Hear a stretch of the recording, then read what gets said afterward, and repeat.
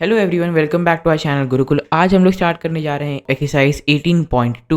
तो इस एक्सरसाइज में हम लोग बात करने वाले हैं बेसिकली उस कॉन्सेप्ट का जो कि हमने डिस्कस किया था आपकी 18.1 में, जो कि मैंने आपको एक ट्रिक बताया था ना याद रखने के लिए कि साइन, कॉस और टैन इनकी 0 डिग्री, 30 डिग्री, 45 डिग्री, 60 डिग्री और 90 डिग्री पे वैल्यूज कैसे याद रखना होता है। इसका मैंने आप लोग को एक ट्रिक बताया था, है ना। तो उस ट्रिक के बारे में आज हम लोग थोड़ा और डिटेल में बात करेंगे और उसमें एक कॉन्सेप्ट था ऐसा जो मैंने आपको बताया था, अभी के लिए आप लोग याद रखिएगा, बट आने वाले एक्सरसाइज में मैं इसको एक्सप्लेन भी करूंगा। ये मैंने आप लोग को बताया था पहले, ठीक है ना। तो हम लोग अभी उसी को डिस्कस करने वाले हैं और उसी कॉन्सेप्ट के ऊपर हम लोग का ये एक्सरसाइज पूरा बेस्ड है, ठीक है ना। तो देखो, मैंने आप लोग को बताया कि साइन की आप लोग 0, 30, 45 पे वैल्यू याद रखिएगा। तो जिनको मालूम है उन लोग के लिए बढ़िया है, और जिन लोग को मालूम नहीं है भाई, you have to work on it, ठीक है। साइन 0 की वैल्यू 0 होती है, साइन 30 की वैल्यू 1/2 होती है, साइन 45 की वैल्यू 1/√2 होती है, ठीक है। अब देखो, इसके बाद क्या करना होता था हम लोग को। इसके बाद हम लोग को कॉस की वैल्यू निकालनी होती थी 0, 30 और 45 के लिए।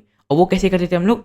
We use to do it by the relation sine square theta plus cos square theta equals to 1। अब साइन की वैल्यू इधर पुट करेंगे तो कॉस की वैल्यू हम लोग को निकल के आ जाएगी, मिल जाएगी, ठीक है ना।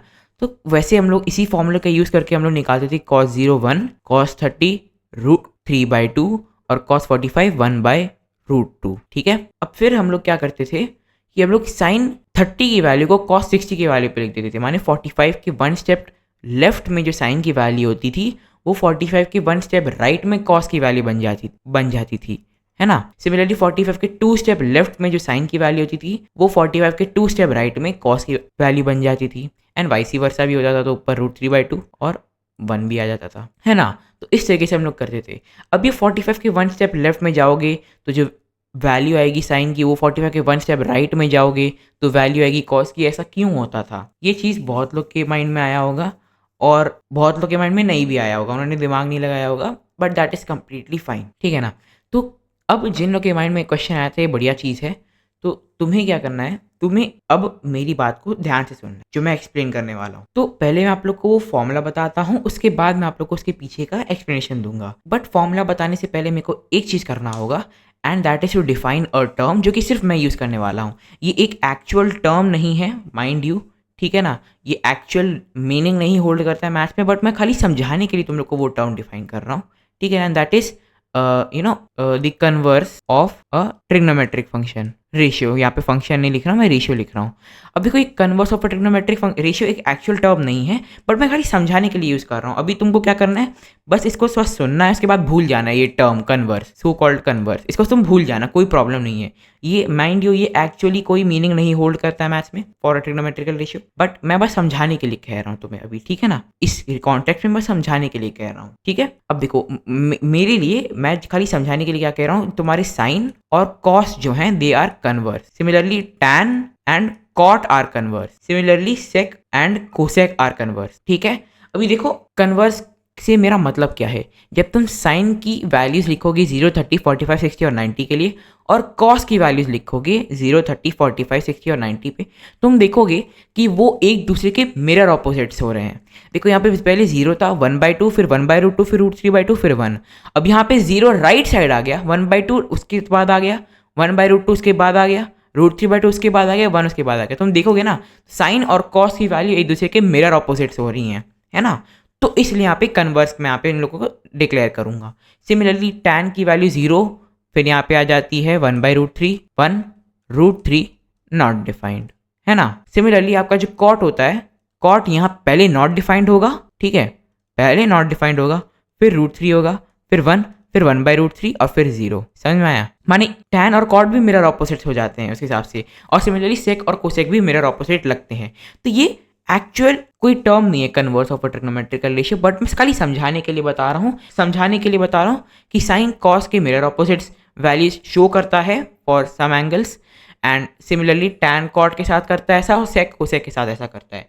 क्यों ऐसा मैं बता रहा हूँ? क्योंकि मैं पेयर्स बनाना चाहता हूँ, जोड़ी बनाना चाहता हूँ। पहला जोड़ी होगा साइन का कॉस का, फिर दूसरा जोड़ी होगा टैन का कॉट का, फिर तीसरा जोड़ी होगा सेक का और कोसेक का।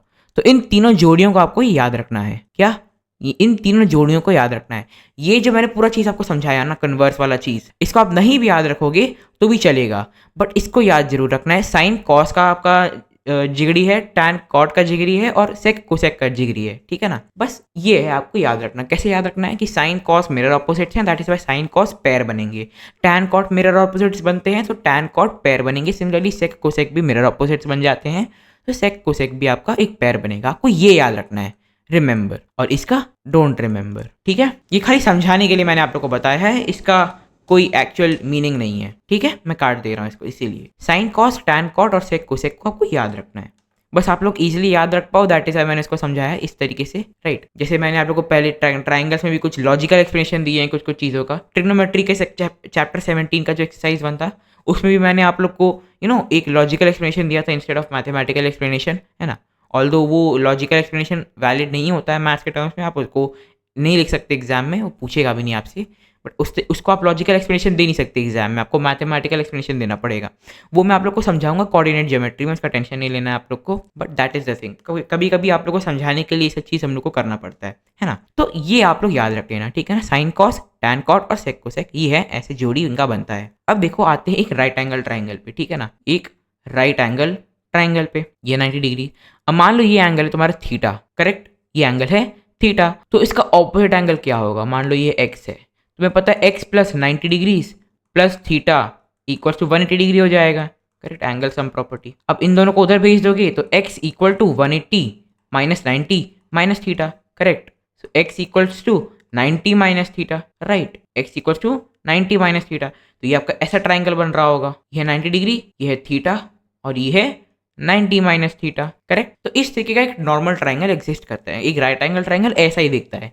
एक होता है राइट एंगल, एक होता है आपका थीटा एंगल और एक होता है 90 minus theta angle, that is it, ठीक है। I hope you are able to understand what I am trying to say. अब मान लो यहाँ पे मैंने एक साइड एरिया, इसका नाम मैं डाल दे रहा हूँ परपेंडिकुलर, इसका मैं डाल दे रहा हूँ बेस, इसका नाम डाल दे रहा हूँ हाइपोटेन्यूज। मान लो ऐसे खाली ऐसे ही, ये है P, ये है P साइड, ये है B साइड और ये H side, okay. I hope it is not very confusing, ठीक है ना।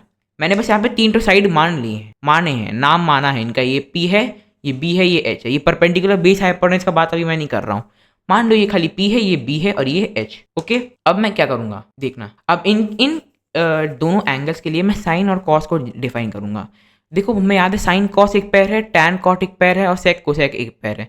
तो मैं साइन थीटा मान ले रहा हूँ और कॉस 90 माइनस थीटा मान ले रहा हूँ। या तुम उल्टा भी कर सकते हो, साइन 90 माइनस थीटा मान लो, कॉस थीटा मान लो, उस पर भी आएंगे। अभी हम लोग साइन थीटा मान लेते हैं, साइन थीटा मान लो और कॉस का 90 माइनस थीटा मान लो, दूसरा एंगल, ये वाला एंगल कॉस का मान लो और ये वाला एंगल साइन का मान लो, ठीक है। अभी सब सेंस बनाएगा, टेंशन मत लो। साइन का थीटा क्या होगा, that is perpendicular by hypotenuse, correct. Theta के रिस्पेक्ट में परपेंडिकुलर तो ये P वाला साइड ही होगा, तो that is P by H तो हाइपोटेन्यूज है यहाँ पे ऑब्वियसली। अब कॉस के रिस्पेक्ट में 90 माइनस थीटा, 90 माइनस थीटा के रिस्पेक्ट में कॉस क्या होगा, that is base by hypotenuse. और 90 माइनस थीटा के लिए बेस क्या हो जाएगा, that is P side, correct. It will be P और हाइपोटेन्यूज पे H ही है, P बाय H। अब ध्यान से देखो साइन थीटा और कॉस 90 माइनस थीटा बराबर आ गए, sine theta equal to cos 90 minus theta, right. अब ये चीज तुम साइन 90 माइनस थीटा के लिए भी कर लो, साइन 90 माइनस थीटा, उसके लिए होगा क्या, साइन 90 माइनस थीटा, इसके लिए हो जाएगा परपेंडिकुलर बाय हाइपोटेन्यूज। और परपेंडिकुलर हो जाएगा यहाँ पे बेस, ये B जो है वो परपेंडिकुलर बन जाएगा तुम्हारा, तो B बाय H हो जाएगा साइन 90 माइनस थीटा, करेक्ट। अब यहाँ पे थीटा के लिए कॉस देख लो, है ना, कॉस थीटा वो भी होता है बेस बाय हाइपोटेन्यूज, और ये बेस यहाँ पे B हो जाएगा, B बाय H। इसका मतलब sine 90 minus theta equals to cos theta हो गया, समझ में आया। माने तुम यहाँ ट्रेंड क्या देख रहे हो कि जो जिगरी एंगल्स हैं, है ना, sine cos tan cot sec cosec के लिए भी वैलिड होता है, साइन कॉस टैन कॉट और सेक कोसेक, इनमें जब तुम कोई एंगल लेते हो साइन के लिए तो उसका कॉम्प्लीमेंट्री एंगल जो होगा कॉस में, उन दोनों के वैल्यूज बराबर हो जाएंगे। मतलब let us say there are two complementary angles में पता होगा जिनका सम 90 डिग्री होता है। यहाँ पे देखो थीटा और 90 डिग्री माइनस थीटा, इन दोनों का सम क्या है, 90 डिग्री है, तो ये दोनों कॉम्प्लीमेंट्री एंगल है। वी कैन सी, अभी देखना, अभी पढ़ो मैं क्या लिख रहा हूँ, we can see that theta and 90 minus theta are complementary angles, correct, complementary angles, correct. Theta degree और 90 माइनस थीटा डिग्री दोनों कॉम्प्लीमेंट्री एंगल्स हैं। इसका मतलब for complementary angles sine of the former is equal to cosine of the latter, समझ में आया। Sign of the former माने जो साइन होता है, साइन ऑफ फॉर्मर माने कोई एक एंगल, जो पहला एंगल है, यहाँ पे हम लोग पहले एंगल को ले लेने जो कि थीटा है, sine of theta is equal to cosine माने कॉस ऑफ लैटर माने 90 माइनस थीटा, समझ में आया। Sine theta is equal to cos 90 minus theta, इसका वाइस वर्सा भी ट्रू है, sine of the latter is equal to cosine of the former, माने sine of 90 minus theta is equal to cos of theta, ये भी valid है। समझ में आया?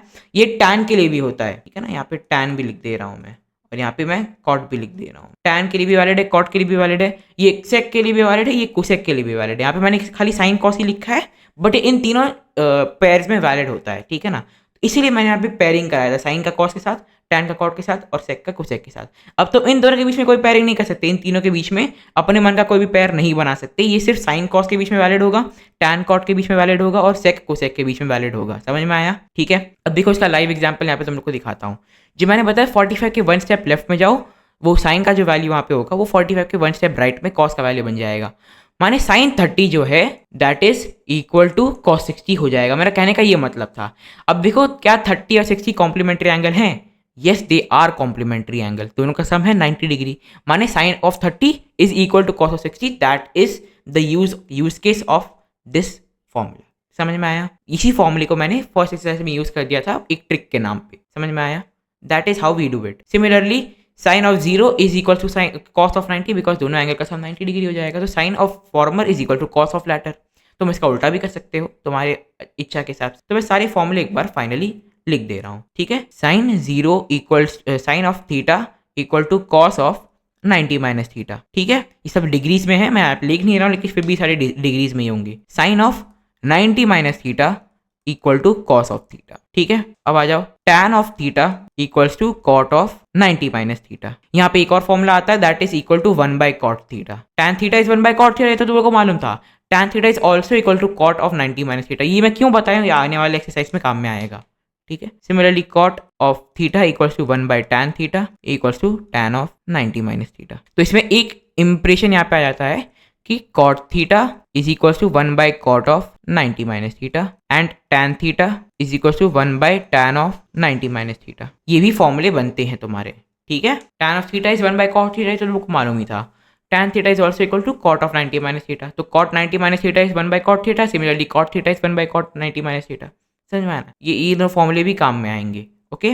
आ जाओ अपने फाइनल 2 फॉर्मूलेस पे, जो कि होता है sec theta equals to cosec 90 minus theta and यहाँ पे आपका हो जाएगा cosec theta equals to sec 90 minus theta, ठीक है। ये आपके 8 फॉर्मूलेज हैं, इन्हें अच्छे से आप लोग को याद रखना है, ठीक है। इसके बाद हम लोग अब स्टार्ट कर सकते हैं अपनी फाइनल एक्सरसाइज को।